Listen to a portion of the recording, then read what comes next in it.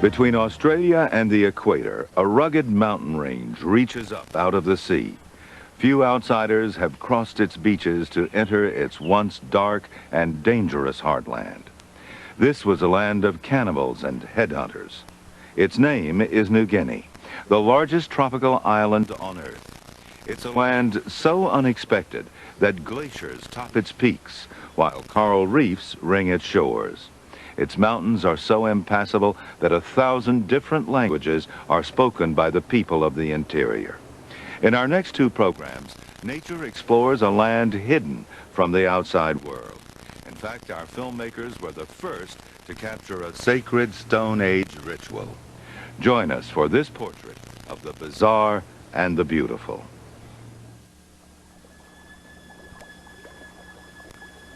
In 1926, news broke in Australia that gold was found up north on the island of New Guinea. Adventurous young men set sail and crossed the sea to a land they had never seen before.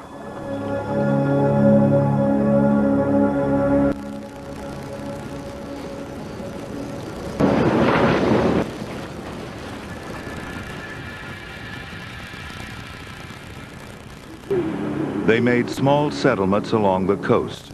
Few wanted to journey inland, where mountains were dangerously steep, where dense jungle and deep swamp swallowed up the foolhardy, where a man could collapse from heat stroke or freeze to death from the cold. New Guinea is an island of extremes.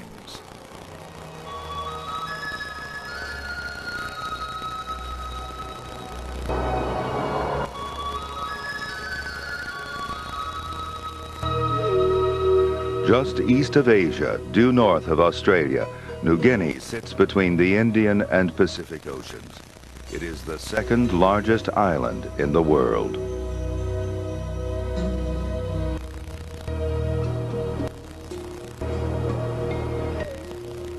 It is also one of the last places on Earth to be touched by European invaders. The island presents formidable obstacles of swamps, mountains, and weather. Only a few men were willing to enter this fearful territory. One of them was Mick Leahy, an Australian prospector. He wrote in his journal, "After a few hours' walk, sheer walls of limestone dropped 100 feet. We were devoured by millions of mosquitoes. We were badly in need of a rest from the blood-sucking leeches, lawyer vines, and stinging trees." But beyond the hills, this strange and frightening terrain also holds an Eden. Creatures both rare and beautiful flourish in this exotic landscape, and there are powerful spirits in this forest. The natives believe that spirits circle the sky as bats or birds.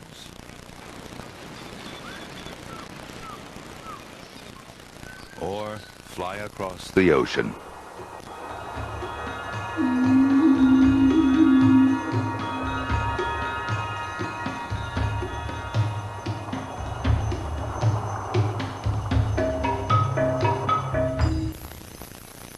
There are many animal spirits, but it's the bird of paradise to whom the native people pay special attention. When a spirit wants to speak, it enters a bird of paradise and uses the bird's voice to call to its relatives in the forest.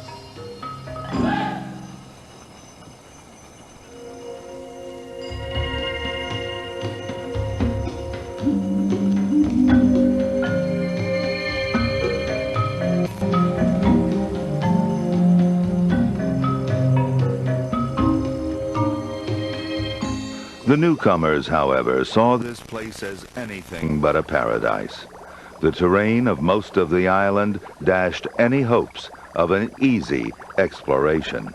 If these impassable stretches of boiling mud didn't shake them up, the earthquakes did. Volcanoes created rows of islands in the Pacific, including New Guinea. These islands are scattered up to the Philippines all the way to Japan. The volcanoes are still active today. Molten rock churning far below escapes to the surface and mixes with water. The result, hot, bubbling mud. At times, that volcanic power erupts and shakes this island, thrusting it ever closer to the sky.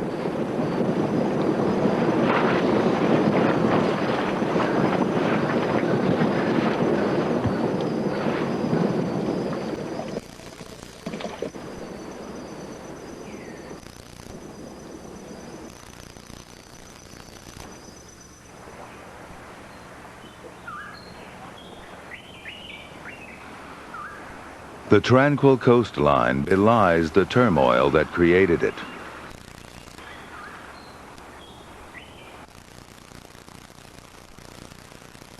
Consumed with their quest for gold, white prospectors gave little thought to what lay beyond the shore or beneath the waters.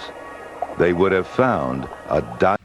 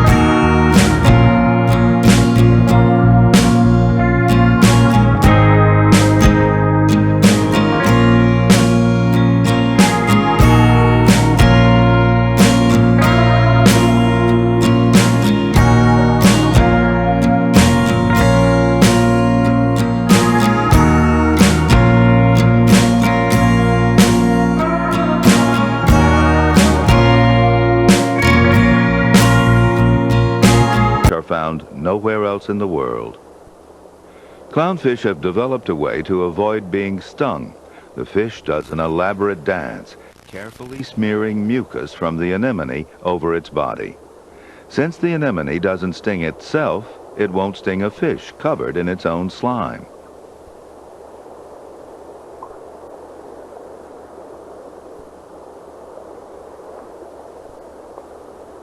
This mantis shrimp is on the lookout for a good home.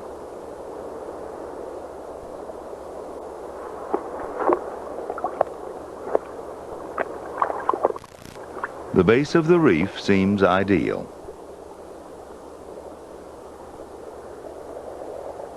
Not only beautiful, the mantis is well protected. The claws it keeps tucked under its body can easily break a person's fingers.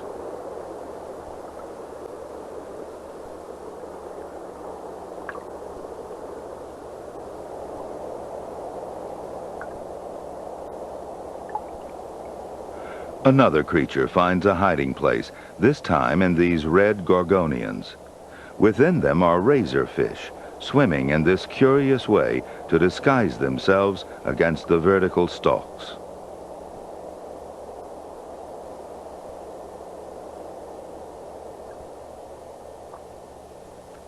These fish have also sought refuge among spines, but they haven't noticed that the spines are not attached to a rock, but to a very hungry stonefish.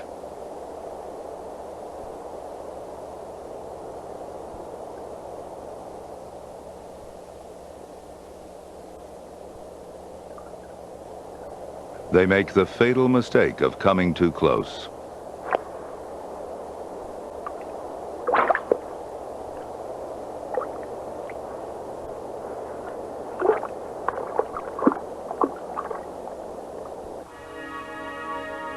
"600 species of nudibranch thrive in one lagoon in New Guinea. This diversity is unheard of anywhere else.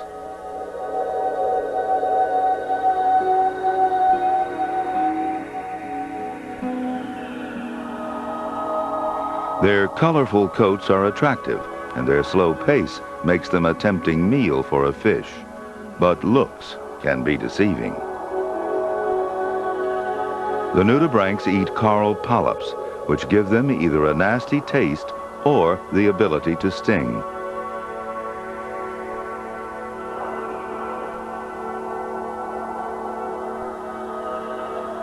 The nudibranch is a mollusk without a shell. Its name means naked lung. The feathery decorations above its tail are actually gills.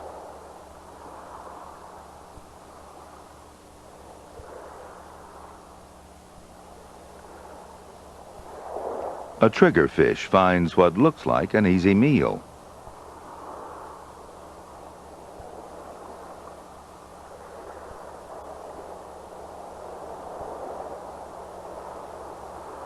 And discovers the nudibranch's foul taste.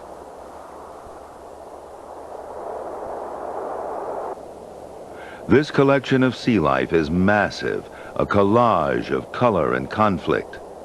The undersea landscape is extraordinary as well. To go to New Guinea and not look at its waters is like going to Arizona and not looking at the Grand Canyon. A diver's light reveals a sea fan. It glows a delicate pink when lit. Normally, it would be invisible in the mouth of this dark cave.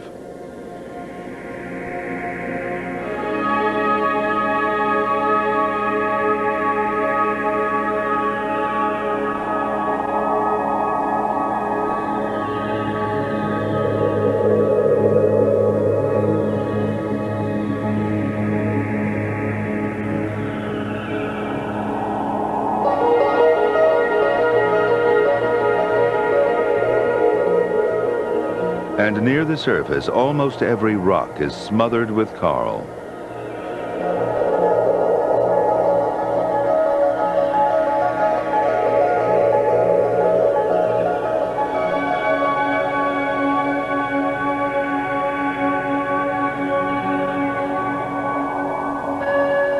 These reefs have been affected by the same forces that built the mainland. Earthquakes have pushed some of them above the surface of the sea, creating coral islands that have been colonized by plants.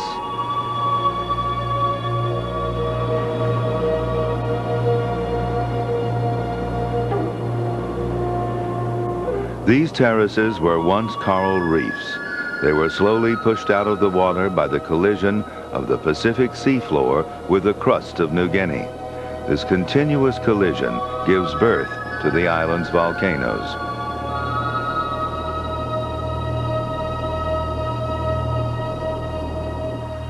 The combination of towering mountains and a tropical sea means only one thing: rain and lots of it.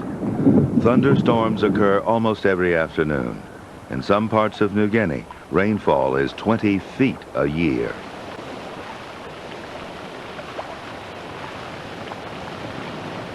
These torrential rains wash organic matter off the slopes, down the streams, and into the sea.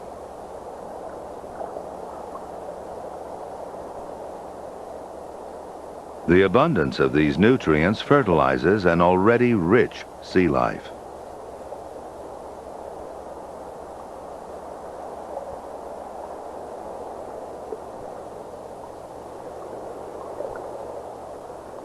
This channel in a barrier reef on the northern coast is called the Magic Passage. The numbers and varieties of sea life which gather here to feed on the passing plankton give the channel its name.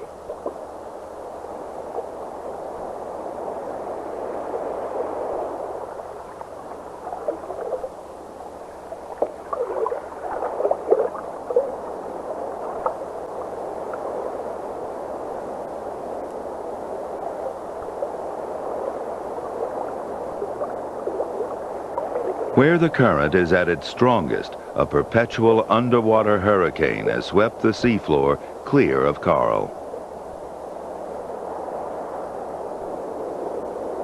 Garden eels have taken over the sandy basin. They're tiny, barely half a foot long. They rely on the swift current to bring them food because they rarely leave their burrows.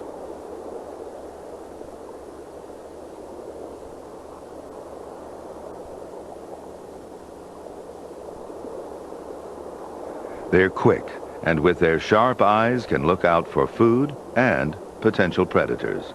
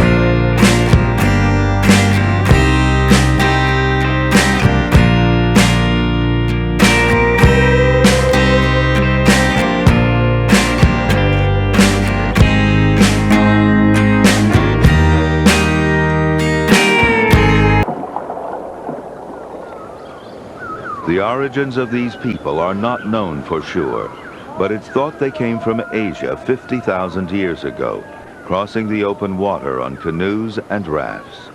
They island hopped from the Indonesian archipelago to New Guinea. The people today are divided into three groups: the Melanesians, the Papuans, and the Negritos.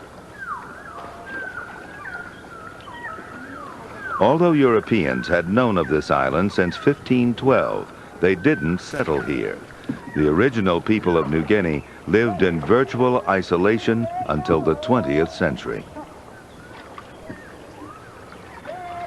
While the rest of the world developed new technologies, the people of New Guinea lived and prospered in the Stone Age.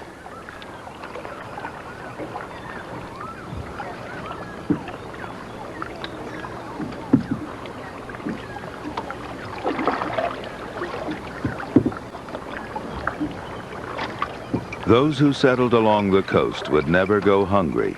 Sea life in the lagoons was plentiful, and the crops were generous.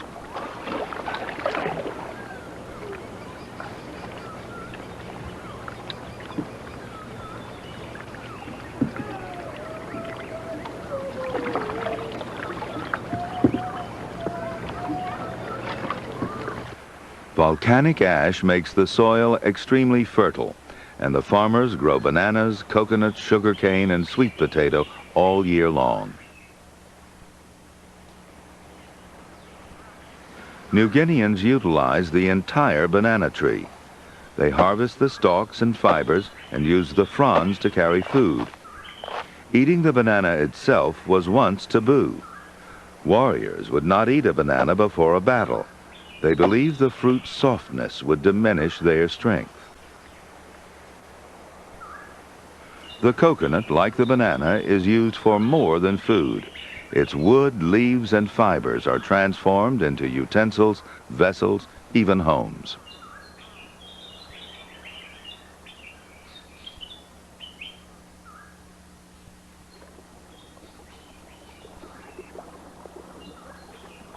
Today, the island is divided into two countries. Irian Jaya in the west is a province of Indonesia.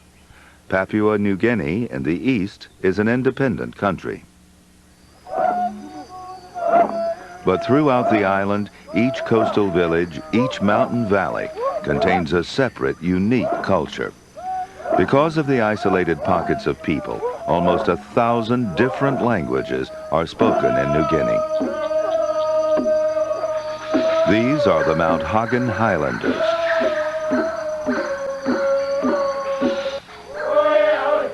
The Dani people from Irian Jaya.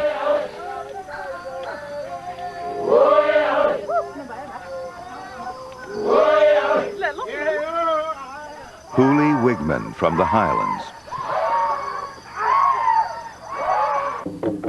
And I am tribesman from the coastal swamp.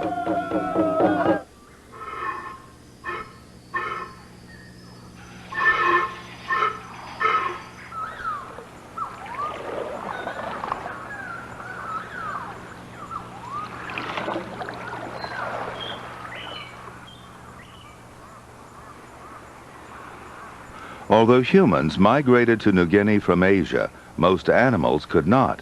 The only other mammal that came from Asia flew. Bats fill the skies of New Guinea. Some native people believe these large, graceful creatures are spirits and should not be killed or eaten. Should they kill them, they too would die. Bats arrived in large numbers and once here evolved into a great variety of forms.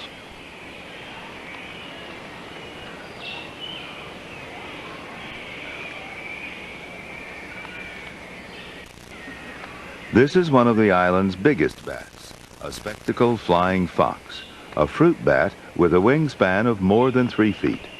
New Guinea has 50 different species of fruit bats alone.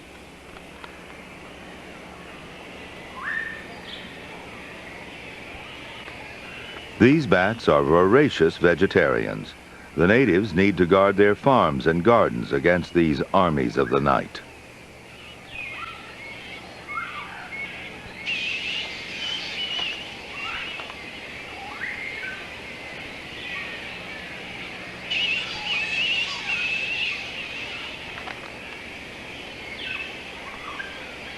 By midday, the sun's heat is intense. Wing flapping helps cool their bodies. Once they're comfortable, they fold their wings into sunshades.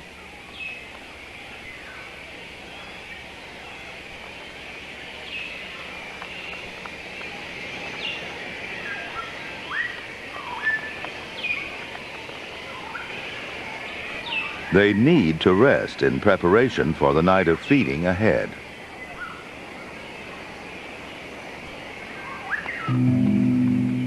When the sun starts to set, the bats rise to the skies. Their search for food may take them more than 30 miles before dawn.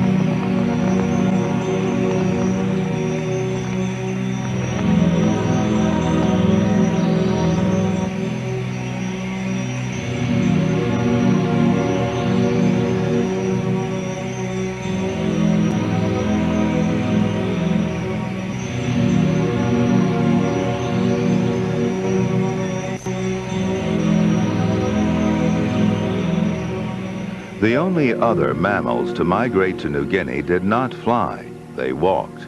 8,000 years ago, there was a land bridge to Australia, the Torres Strait.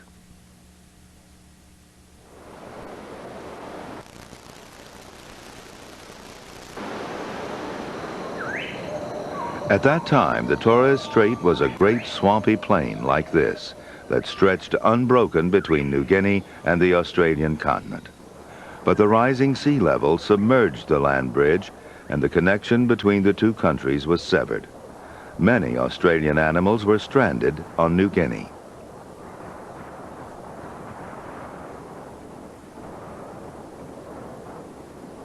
Immigrants easily adapted to their new homeland, like the wallaby.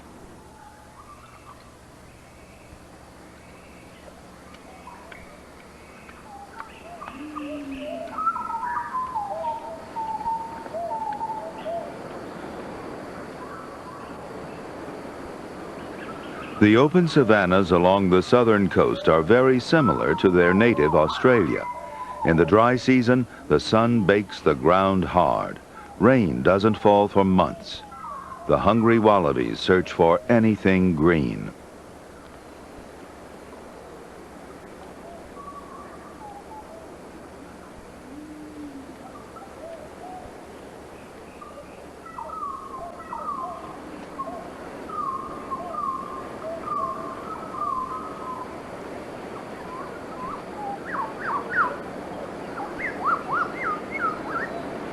At midday, they seek shelter from the blazing sun. Even the breeze is hot and withering.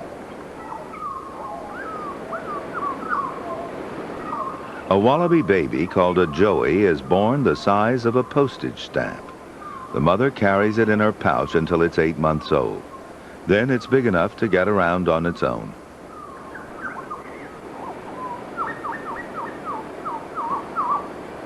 To overcome the heat, wallabies lick their forearms. The evaporating saliva helps cool them down.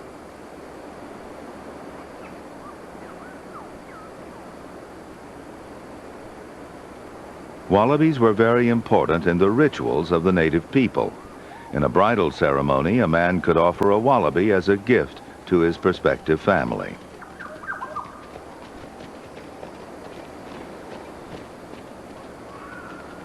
Wallabies don't have to worry about large mammal predators like tigers or lions. None ever made it to New Guinea. Instead, some of the largest, most fearful predators are reptiles.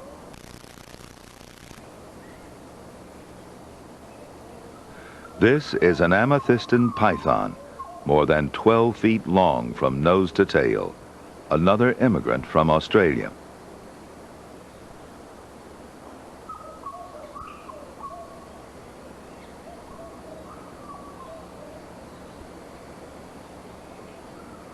The python lies in wait for its prey, then kills it with suffocation. Remarkably, it can swallow a small wallaby whole. Some reptiles specialize in hunting other reptiles. This is not a snake, but a legless lizard, and it's looking for a smaller lizard to eat.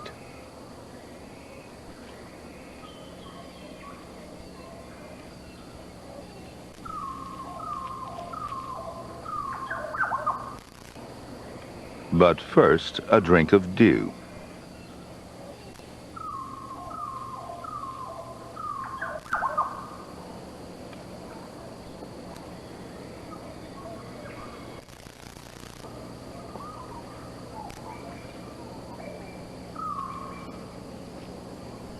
Skinks are difficult to catch because they're alert, nervous animals.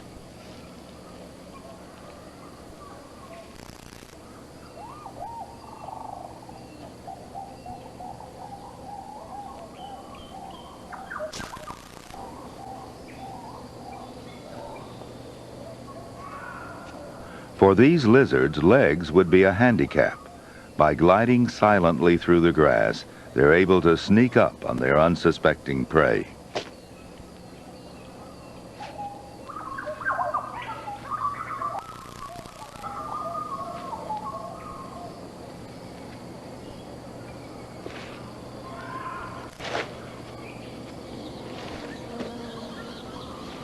But the predator that rules this island is a creature from the age of dinosaurs.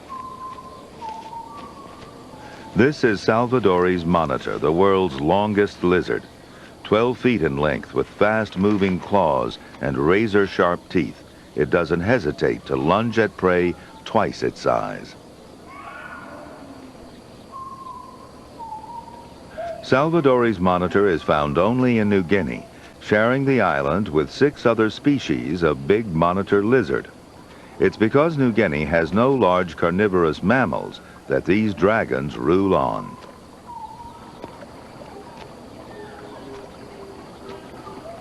It's a powerful hunter, but it won't pass up an easy meal like this wallaby carcass.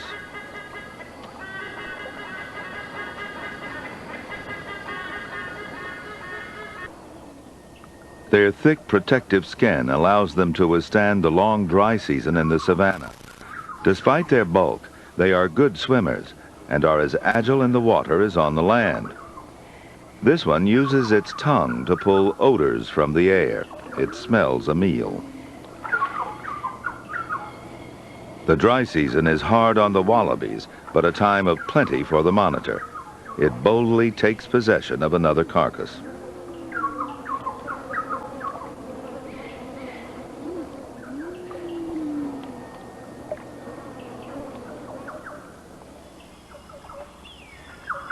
The dry season lingers on. Lakes and rivers become shallower, smaller.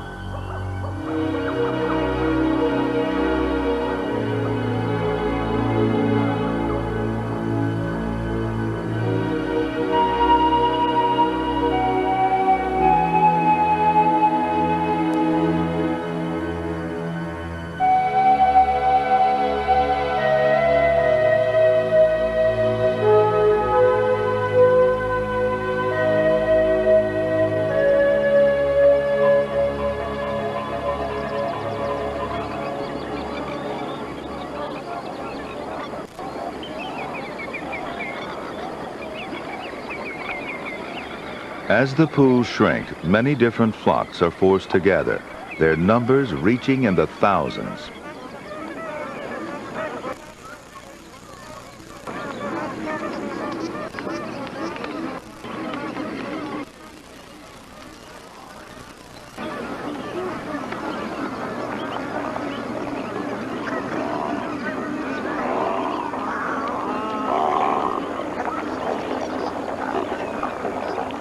These magpie geese are searching for tender aquatic plants. But the herons and egrets are hunting for something meatier.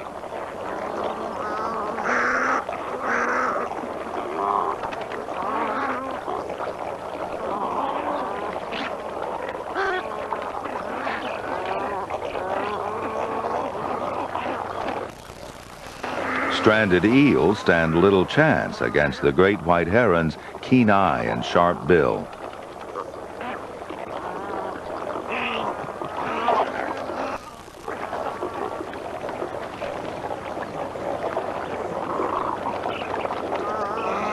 During the wet season, the savanna was flooded, but now that water levels have dropped, eels, frogs, and fish become trapped, creating a bonanza of food.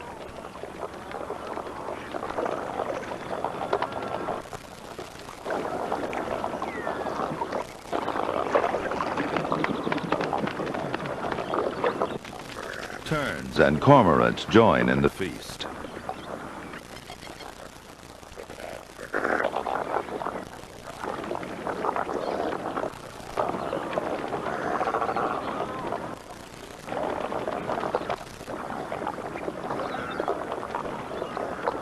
At the water's edge, shrimp and other aquatic life have been left high and dry. Easy pickings for the long probing bill of the glossy ibis.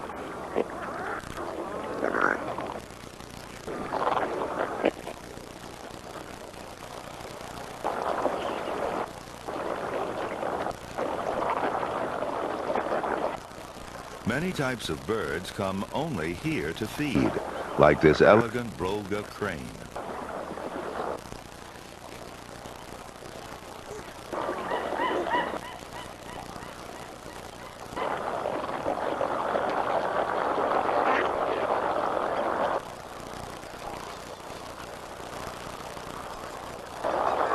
Hundreds of catfish are trapped in a quiet backwater and become a feast for Australian pelicans.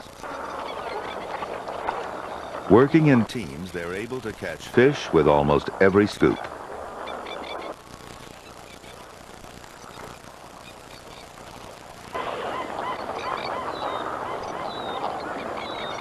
In this remote and isolated area, human interference is minimal. Because it's relatively safe, birds congregate here in enormous numbers. But there is danger here from the sky. A white-bellied sea eagle.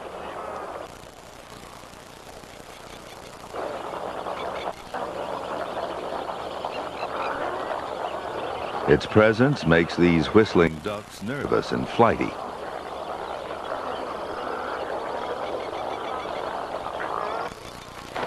Their sudden takeoff alarms other birds, and there's a mass exodus.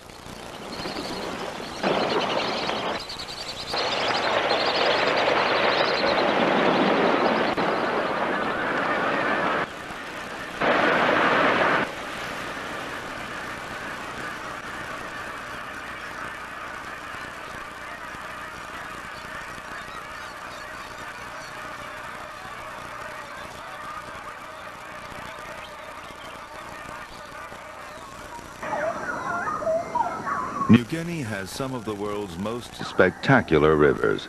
There are hundreds of waterways, and local people use them as highways.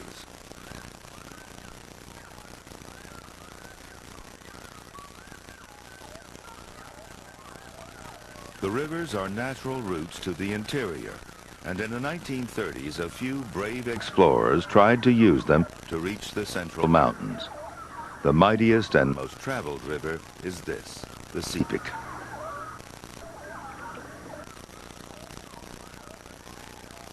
The Sepik River flows across both Irian Jaya and Papua New Guinea. Stretching 700 miles across the northern coast, it's one of the world's largest rivers. It's also one of the youngest, 6,000 years old.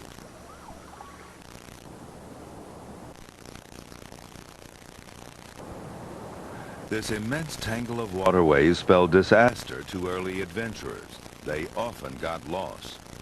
One of the first pilots who flew across this landscape was dismayed by what he saw. He wrote, "Waters threaded these wastes in a bewildering maze. It might have been a Martian landscape with a complex system of canals."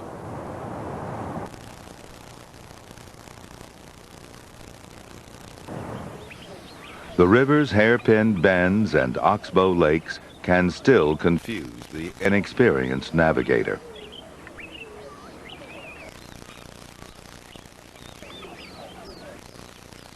But the native people are at home on these waters. They effortlessly travel the twisted canals. They fish, cook, and even raise their families on this floating world.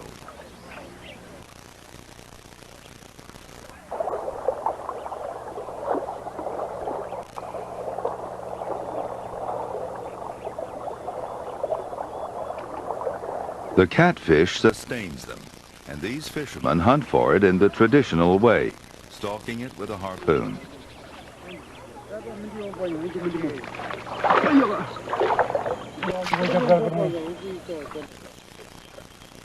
Lately, they've accepted more modern methods like nylon nets.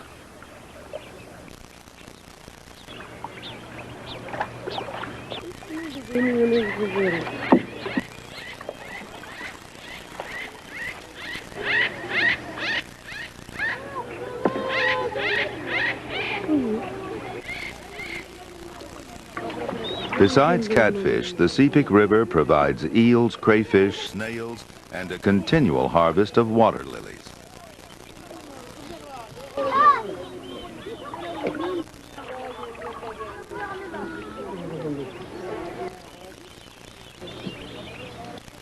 In the last few years, a fish called tilapia, an African species, was introduced.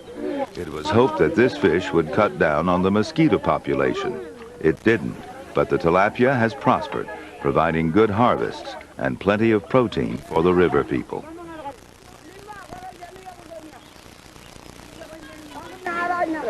On these fishing expeditions, Sepik women are away from their villages for several days.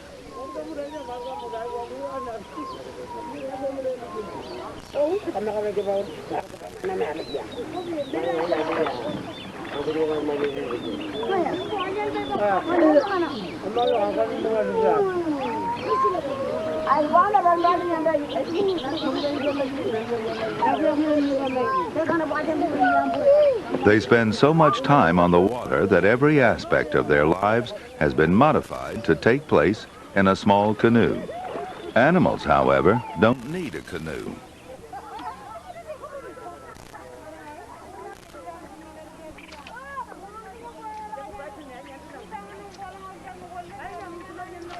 Comb-crested jacanas spend their entire lives walking up on the water lilies. When excited, they blush, their yellow combs turning dark red.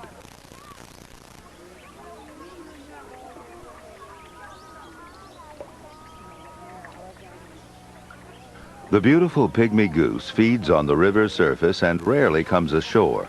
When it does leave the water, it perches in trees, a trait which is very rare in waterfowl.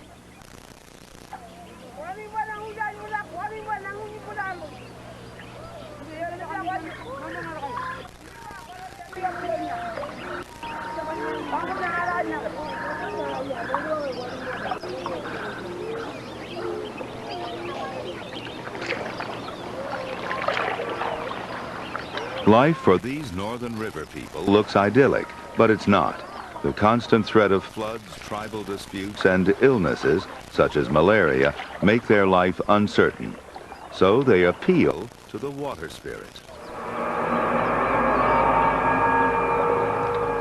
The deadly saltwater crocodile, which they believe created the world.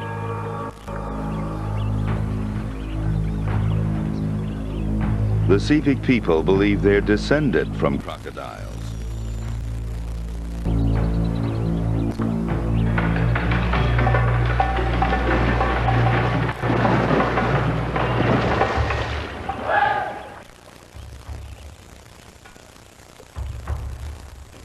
The canoe is their link between the natural and spiritual worlds. The carved prows express this sacred connection.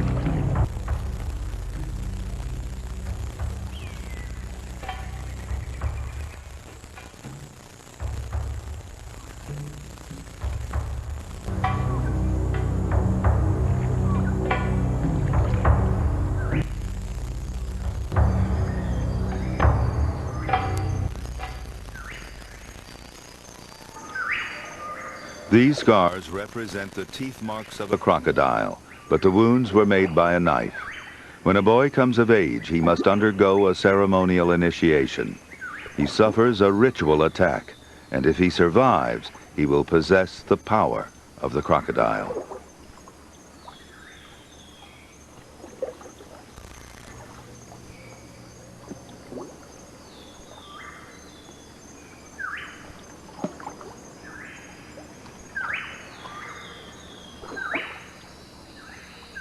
The people are surrounded by the sounds of the forest, the swamps, the lakes.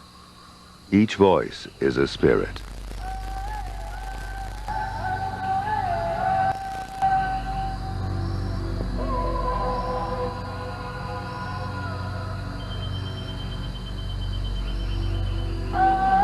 To the people of New Guinea, there is no such thing as a natural death. Every death is caused by a sorcerer, an enemy, and every death has to be avenged.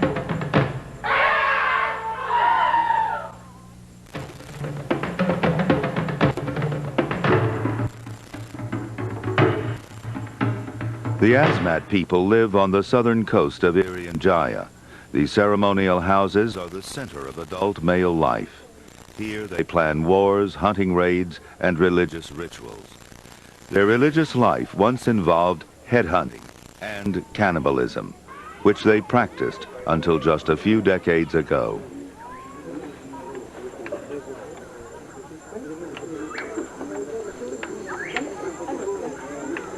The Asmat are highly skilled carvers. In the past, giant sculptures were central to the elaborate ceremonies performed to mourn the dead. The carvings were meant to incite revenge upon the agent of death. Enemies' heads were hung from these statues.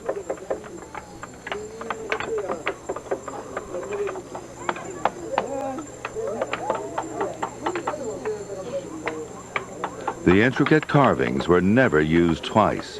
Each death required a new set of statues.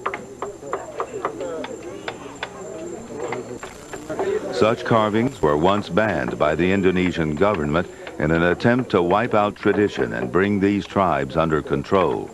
But their culture is deeply rooted, and their art has survived.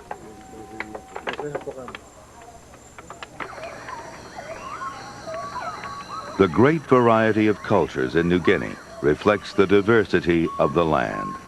In many places, the dense jungles give way to an even more difficult terrain, the swamps.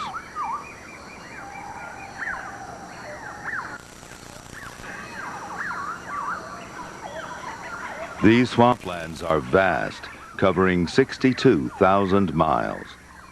There is no soil suitable for gardening, and the small food sources have kept the population down. But one food grows here in abundance. Without it, the people could not survive. The sago palm. To the Asmat, the tree symbolizes a human being. Its fruit is the head, the fronds are arms, the roots legs. The name of the tribe, Asmat, means tree people. Asmat villagers walk through miles of swamp to check on the readiness of the sago tree. To ensure a healthy tree, they perform a long, complicated ceremony, a ceremony filmed here for the first time.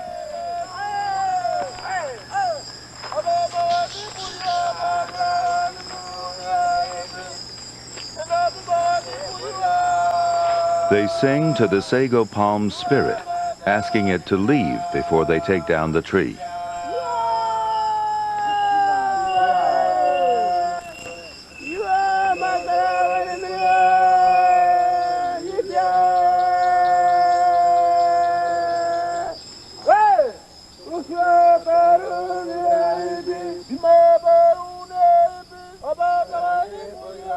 Until the interference of missionaries, this ceremony was conducted at the felling of every sago tree. But Christianity discouraged such rituals. The sago exorcism is now performed only once a year.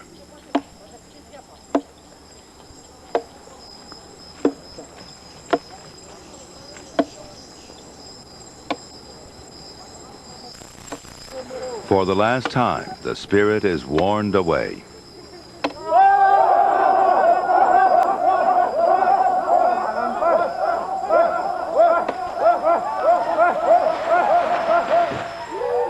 They are not after the fruit, but the soft, crumbly pith inside the trunk.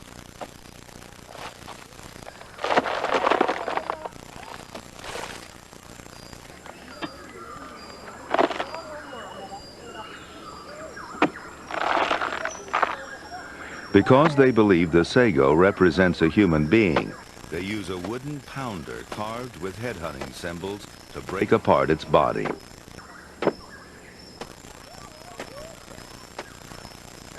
A sago palm has to grow for 20 years before it's ready for harvest. In that time, it lays down massive stores of starch, which can be extracted by pounding, washing, and drying. Eventually, it turns out just like flour and is most commonly cooked as a pancake.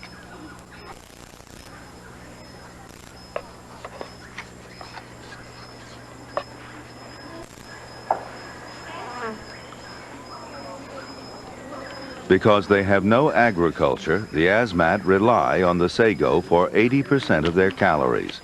It's pure starch and provides them with plenty of energy.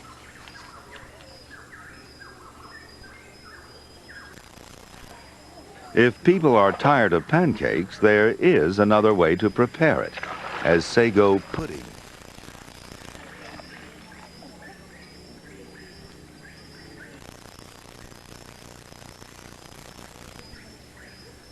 The water and flour congeal in an almost magical way to create a mixture with the consistency of glue.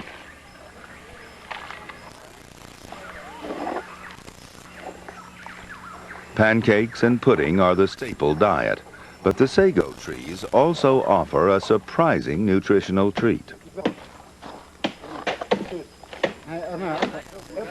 These Asmat men left behind a part of the trunk for about a month. Now they've returned for their reward. The grubs they're collecting are the larvae of the Capricorn beetle that laid its eggs in the tree after it had been chopped down.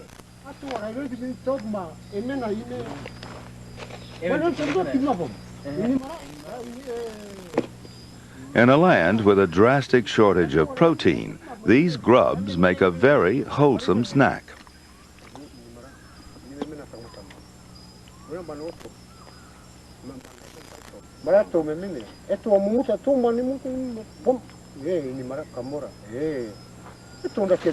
For these men of the swamps, the passage into manhood is not easy. Throughout their history, they engaged in fierce warfare with their neighbors. It was believed that before a young boy could become a man, he needed the spirit of a man to enter him, and for that, he needed a human head. And for human heads, they formed raiding parties. They believed the head was like the fruit of a tree. It had the power to give seed and bring growth. If the head was placed in the lap of a young boy, it would plant within him the seeds of strength and sexual maturity. That's why the head hunting raids were once so vital to the growth of their villages.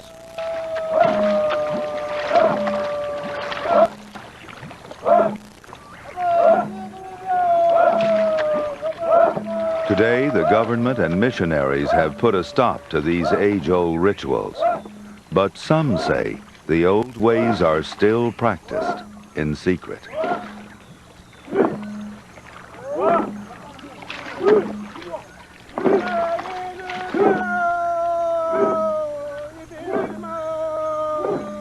And what other secrets does this island hold?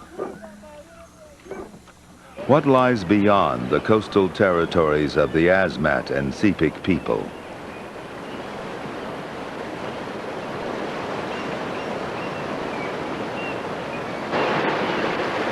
Moving inland, we reach waters that run too fast and furiously for even the most powerful canoes.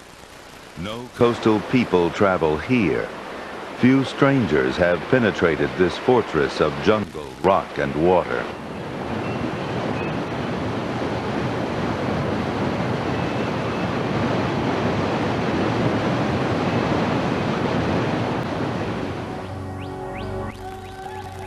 And at last, we reach the rugged central mountains that have guarded the interior of New Guinea from the outside world until well into this century.